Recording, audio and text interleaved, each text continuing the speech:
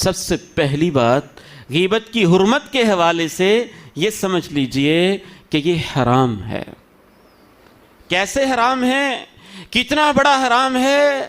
دو ٹوک سن لیجئے، میں پوری بصیرت کے ساتھ کہتا ہوں، خنزیر کا کوئی گوشت کھائے تو یہ حرام ہے، اگر کوئی مرے کتے کا گوشت کھائے تو یہ حرام ہے، اور اگر کوئی بکری کا گوشت کھائے چلیں پھر بھی جائز ہے، اگر وہ مری پڑی ہو تو پھر حرام ہے۔ اگر کوئی اچھے بھلی بھینس کا، گائے کا گوشت جب وہ مردار پڑی ہو وہ کھائے تو یہ حرام ہے۔ جس طرح سے کتے کا، خنزیر کا گوشت کھانا حرام ہے، اور جس طرح سے مردہ گدھے، مردہ بکری، مردہ جانور کا گوشت کھانا حرام ہے، اس سے زیادہ بڑا حرام انسان کا گوشت کاٹ کے کھانا حرام ہے نا۔ جب وہ زندہ ہو تو کیا کوئی کسی انسان کا گوشت کاٹ کے کھاتا ہے؟ اب زندہ انسان کا گوشت کھانا حرام ہے، اور جب وہ مرا پڑا ہو، ڈیڈ باڈی ہو، وہ بیچارہ اپنا دفاع نہ کر سکتا ہو، مرا پڑا ہو، تو اس وقت گوشت کھانا تو اس سے بڑی بدبختی ہے۔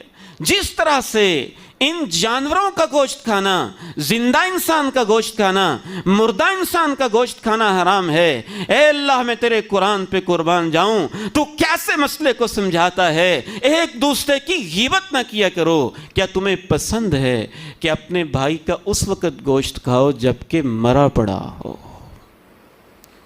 انتہائی مجبوری کی حالت میں بھی مردار کا گوشت کھانا پھر بھی جائز ہے۔ انتہائی مجبوری کی حالت میں خنزیر کا گوشت کھانے کی بھی اجازت ہے۔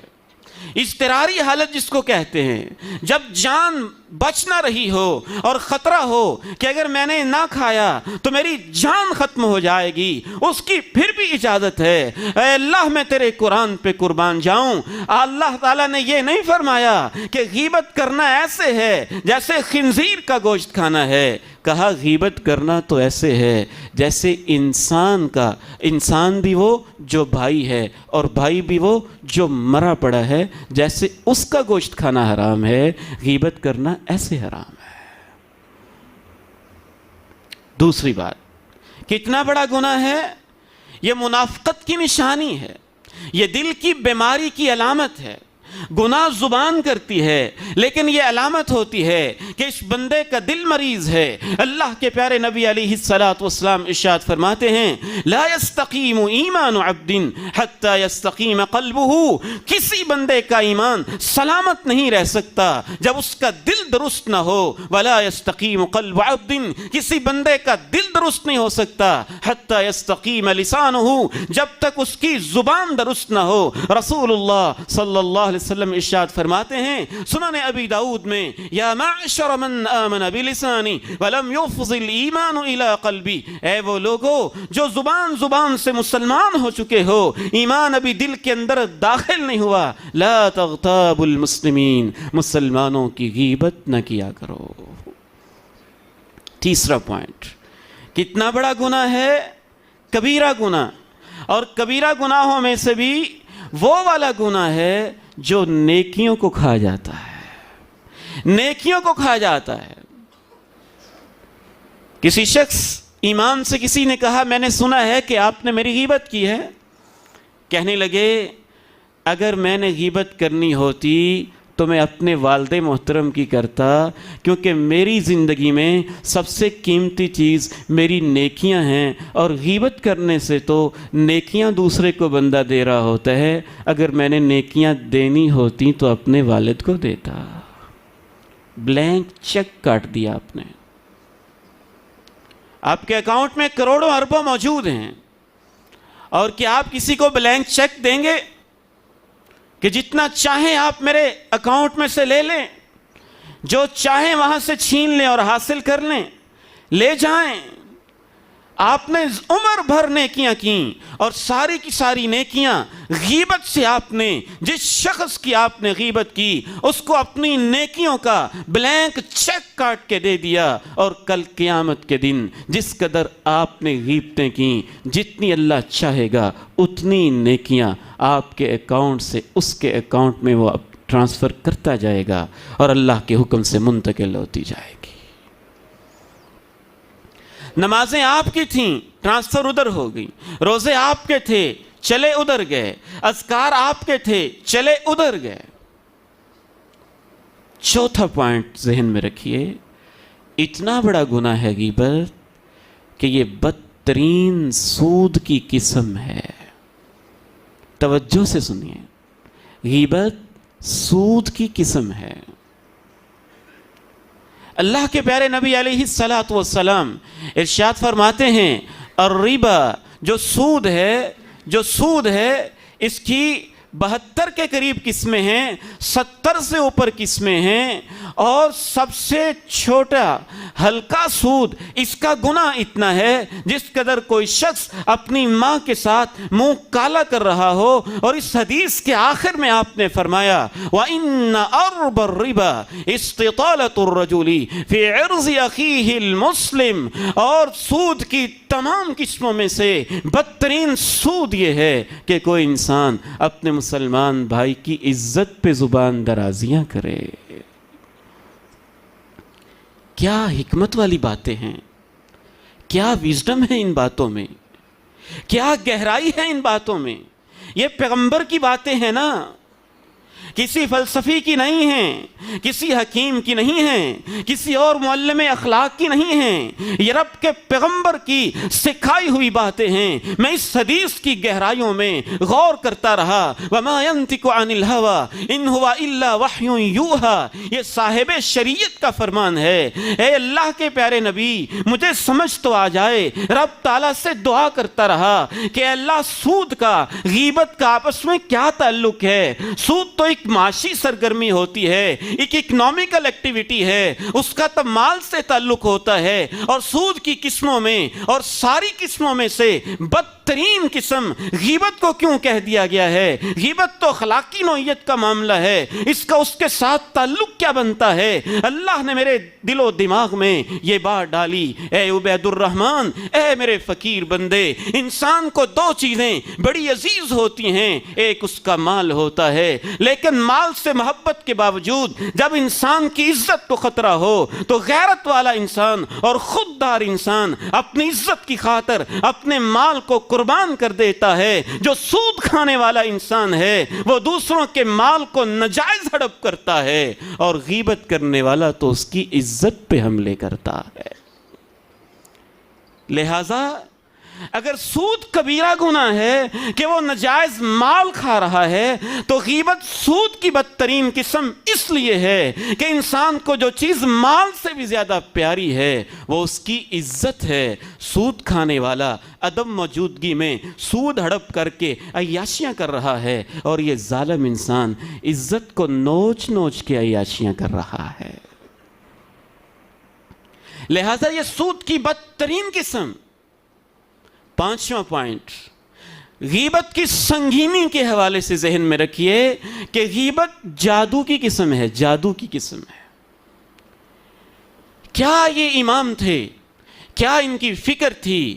کیا ان کی سوچ تھی؟ قرآن و حدیث میں کس گہرائی کے ساتھ ڈوب ڈوب کے غوطہ زنیاں کر کے معنی کے سمندر میں تیراکیاں کر کے ہیرے موتی چھین کے امت کے سامنے پیش کرتے تھے۔ میں اسی لیے کہا کرتا ہوں میرے بھائیوں، میرے بزرگوں، میرے عزیزوں اور میرے پیارے ساتھیوں اور دین کی راہ کے مسافروں اور ایک راہ پہ چلنے والوں، آپ اپنے دین کو پڑھیں، قرآن کو پڑھیں، اسلاف کو پڑھیں، صحابہ کو پڑھیں، تابعین کو پڑھیں۔ دنیا نے جتنی بھی ترقی کر لی ہے، اخلاقیات کے اوپر جو کچھ بھی پی ایچ ڈی اور پوسٹ ڈاک کے پروگرام ہو گئے ہیں اور جتنی بھی ریسرچ ہو گئی ہے، رب ذوالجلال کو گواہ بنا کے کہتا ہوں، جہاں ان کی انتہا ہوتی ہے وہاں سے میرے پیارے دین کی اخلاقیات کا آغاز ہوتا ہے۔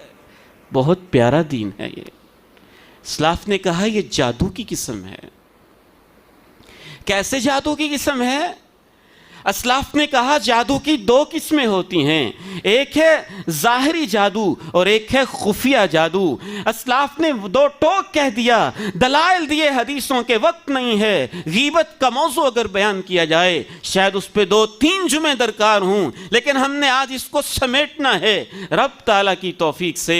اسلاف نے دو ٹوک فیصلہ دیا، غیبت جادو کی قسم ہے، دلائل بھی دیے، اور ان دلائل میں سے ایک بنیادی دلیل قرآن کی یہ آیت پیش کی، فَيَتَعَلَّمُونَ مِنْهُمَا مَا يُفَرِّقُونَ بِهِ بَيْنَ الْمَرْءِ وَزَوْجِهِ۔ جو جادوگر ہوتا ہے اس کی یہ چاہت ہوتی ہے معاشرے میں تفریق پیدا ہو جائے، جدائیاں پڑ جائیں۔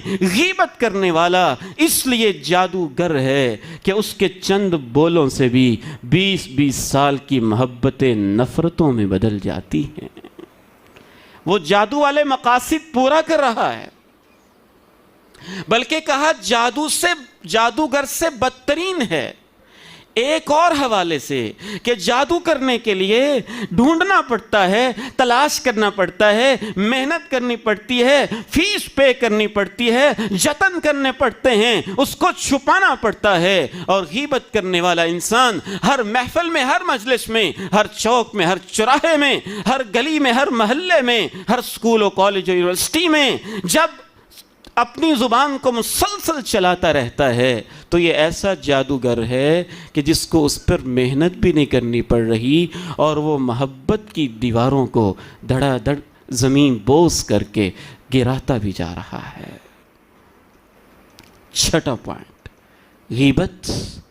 غیبت ایسا سنگین جرم ہے، ایسا سنگین جرم ہے کہ انسان سے قبر میں ہی اس کا حساب شروع ہو جاتا ہے، اور قبر کی اندھیر کوٹھڑی میں اور اس کی بند دیواروں میں اور شہر خاموشہ میں لیٹے ہوئے وہ انسان جو دنیا میں اپنے آپ کو ذہین و فطین سمجھتے ہوئے اس کو باقاعدہ ایک پروفیشن بھی بنا دیا گیا ہے۔ لوگ تو نہ جانے اپنے آپ کو کتنا ذہین ہیں، جس قدر زیادہ زبان دراز اسی قدر زیادہ چرب زبان، اور اسی قدر زیادہ وہ اپنے آپ کو سمجھتے ہیں کہ ہم تو بڑے ادیب ہیں، ہم بڑے صحافی ہیں، ہم بڑے لٹریری ہیں، ہم بڑے خطیب ہیں، ہم بڑے تیز ہیں، ہم بڑے شاطر ہیں، ہم بڑے ترار ہیں۔ لیکن پتہ تب چلتا ہے جب منو مٹی کے نیچے چلے جاتے ہیں۔ رب کے پیغمبر قبر کے پاس سے گزرتے ہیں، فرماتے ہیں دونوں کو عذاب ہو رہا ہے۔ آپ نے ارشاد فرمایا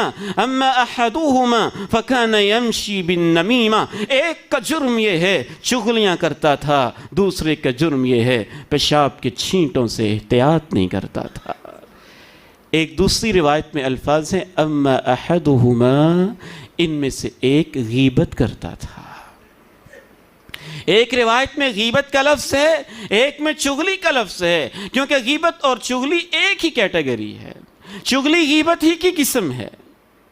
تو ایک روایت میں آپ نے فرمایا کہ اس لیے اس کو عذاب ہو رہا ہے، چغلی کیا کرتا تھا، اور ایک دوسری روایت میں یہ وضاحت آئی کہ غیبت کیا کرتا تھا۔ چھٹا پوائنٹ اس حوالے سے ذہن میں رکھیے، غیبت کرنا ایسا سنگین جرم ہے، کل قیامت کے دن میدان محشر میں، اور اس کے بعد اللہ کی عدالت میں، اور اس کے بعد جہنم میں بھی ایسے شخص کو ایسا عذاب ہوتا ہے۔ آپ معراج پہ تشریف لے جاتے ہیں، فرماتے ہیں لما عرج بی، جب اللہ نے مجھے معراج کروائی، معراج کو تو ہم نے یاد کر لیا، اس کی ایک رات بھی اپنی طرف سے گھڑ لی، اور اس کے اندر عبادتیں بھی گھڑ لیں، اور معراج کا پیغام ہم بھول گئے۔ معراج کا پیغام اللہ کے ساتھ تعلق کے حوالے سے بنیادی پیغام نماز تھا، نمازوں کا تحفہ ملا حقوق العباد کے حوالے سے۔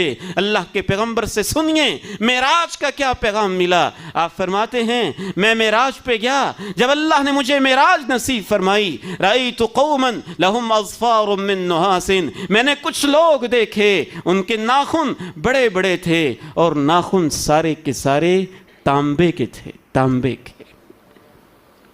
یخمشون وجوہہم وصدورہم، جہنم کی آگ میں گرے ہوئے ہیں، میدان محشر میں پڑے ہوئے ہیں، اور ان کے لمبے لمبے وہ ناخن تانبے کے بنے ہوئے، اور تانبے کے ناخنوں سے اپنے ہی چہروں کے گوشت کو نوچ رہے ہیں، خراشیں ڈال رہے ہیں، کاٹ رہے ہیں، اور اپنے سینوں کے گوشت کو کاٹ کاٹ کے یوں ان کو نوچے جا رہے ہیں۔ میں پوچھتا ہوں من ہؤلائی، یہ میری امت کے کون سے لوگ ہیں جن کے ناخن تانبے کے ہیں، یا اپنے چہروں کو نوچتے ہیں، اپنے سینوں کو نوچتے ہیں؟ مجھے بتایا گیا ہؤلاء الذین یقعون فی اعراض الناس، یہ وہ لوگ ہیں جو دنیا میں غیبتیں کرتے تھے، لوگوں کی عزتوں پہ باتیں کرتے تھے۔